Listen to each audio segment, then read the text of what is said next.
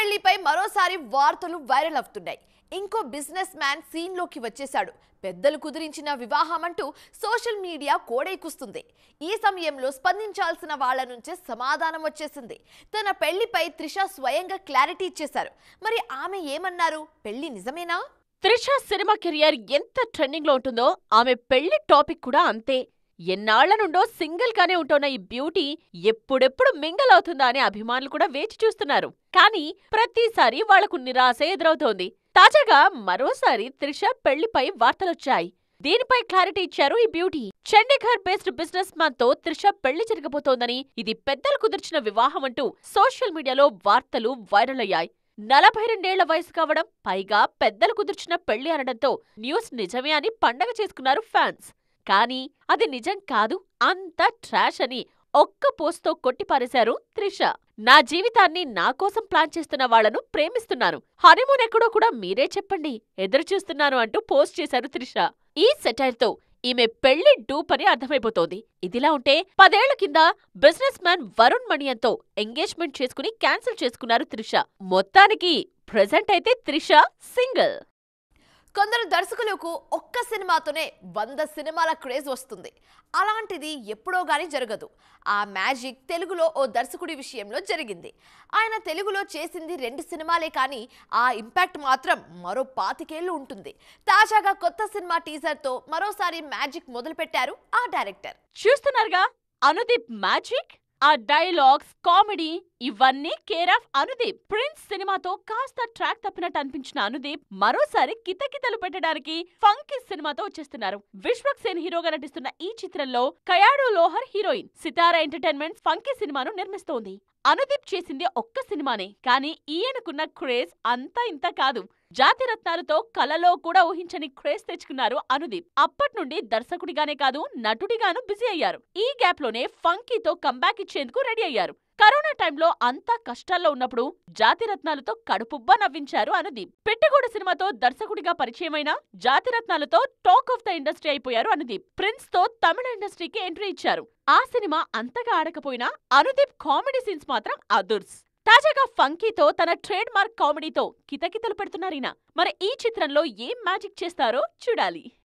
ఒక్కసారి ఒరిజినల్ కథల రుచి తెలిసాక, ఆ కాంట్రవర్సీ కథలు చేసే మ్యాజిక్ అర్థమయ్యాక బాలీవుడ్ దర్శకులంతా అలాంటి స్టోరీస్ వైపే అడుగులు వేస్తున్నారు. ఇప్పుడు కశ్మీర్ ఫైల్స్ తో మొదలైన ఈ trend Kerala story, Bengal files తో పీక్స్ కు చేరింది. తాజాగా మరో సెన్సేషనల్ కహాని ప్రేక్షకుల ముందుకు రాబోతుంది.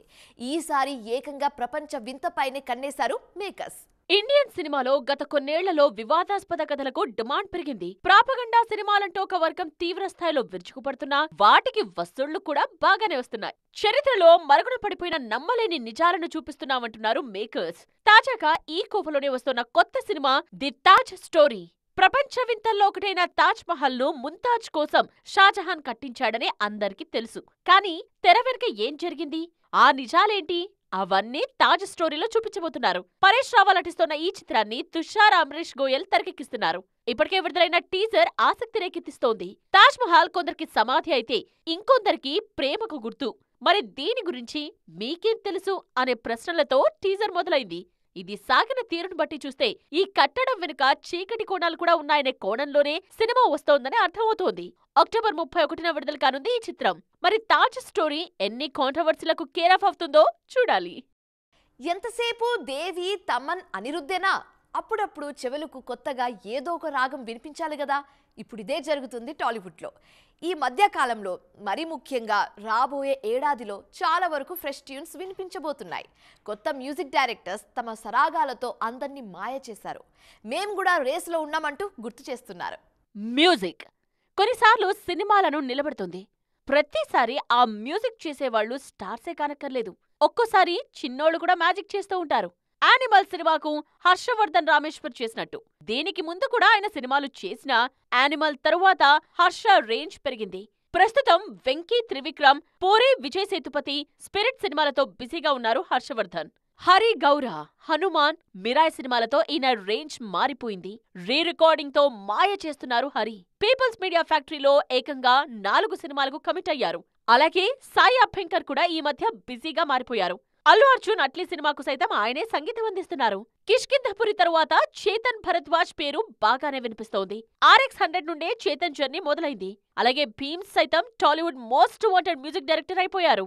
చిరంజీవి మన శంకర వరప్రసాద్ గారు సినిమాతో భీమ్స్ రేంజ్ మరింత పెరగడం ఖాయం. ఇప్పటికే మీసాల పిల్ల ట్రెండింగ్. మొత్తానికి తక్కువ గ్యాప్లోనే టాలెంటెడ్ మ్యూజిక్ డైరెక్టర్స్ తమ వర్క్తో అందర్నీ మెస్మరైజ్ చేస్తున్నారు. సో ఇది ఇవాల్టి సైమా 2.0 ముచ్చట్లు. మరిన్ని ఇంట్రెస్టింగ్ అండ్ కలర్ఫుల్ టాపిక్స్ తో మళ్ళీ కలుద్దాం. Till then keep watching TV9. By.